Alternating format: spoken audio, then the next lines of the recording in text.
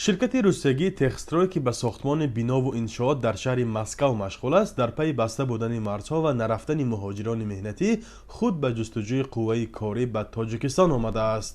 ҳудуди 15 нафар аз намояндагони ширкат аз оғози моҳи март дар шаҳри хуҷанд бо он нафароне ки нияти корро доранд суҳбати инфиродӣ мегузаронанд ва аз рӯи талаботи кории худ коргаронро номнавис мекунанд. ширкат дар ҳақиқат ширкати тӯли чанд солҳост ки бо кор ва фаъолият аз ҳисоби ҷалби қувваи корӣ аз осиё миёна ва ин ҷумла ҷумҳурии Тоҷикистон фаъолият мебаранд. Баъд иҷозат шуд. Албатта ин ҳама дар доираи ҳуқуқӣ аст. аз рӯи дархости пешакӣ ширкат аз Тоҷикистон ба 1000 устои хиштзан, дуредгар, бетонкор, таъмиргари бино ва дигар намуди корҳои сохтмонӣ ниёз дорад. намояндагони ширкат мегӯянд асосан ба коргарони дорои ҳуҷҷати ихтисосӣ кор доранд, вале агар таҷрибаи зиёди корӣ дошта бошад ҳам метавонанд ба кор гиранд. 6 سال 7 سال عمرتم و بعد این کسبی داشتم نرفتم. با وکیلم شیندم تا وکیلم با یک روام شفتم من خدا وکیل کشایشیت میریم.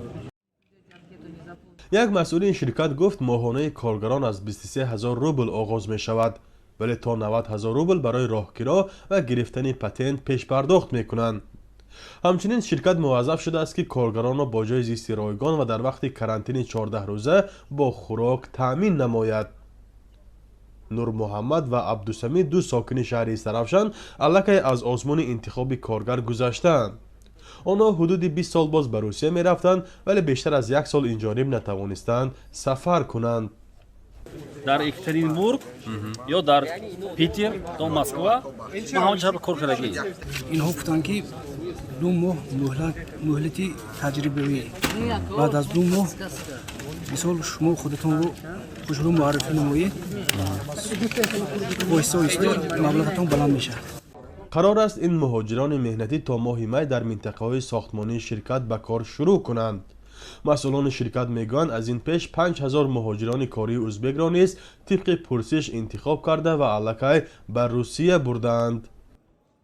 В случае, если кандидат нарушает данное соглашение, дар ҳолате ки коргар қоидаи шартномаро вайрон мекунад ё бо хоҳиши худ аз кор меравад, он вақт бояд харҷи ширкатро бипардозад.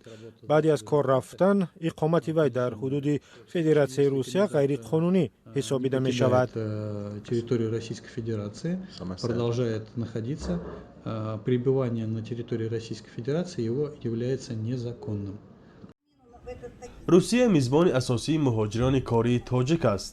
то замони пандемия онҳо аз Русия солона ба Тоҷикистон бештар аз $2 миллиард мефиристоданд. аммо ба иттилои раҳбарияти Бонки Миллӣ имсол муҳоҷирон 6.3% камтар пул фиристоданд. дар ҳоле ки мақомоти Тоҷикистон омори муҳоҷирони тоҷикро дар Русия камтар аз 5 миллион нафар мегӯянд, мақомоти Русия ин рақамро бештар аз 1 миллион медонанд.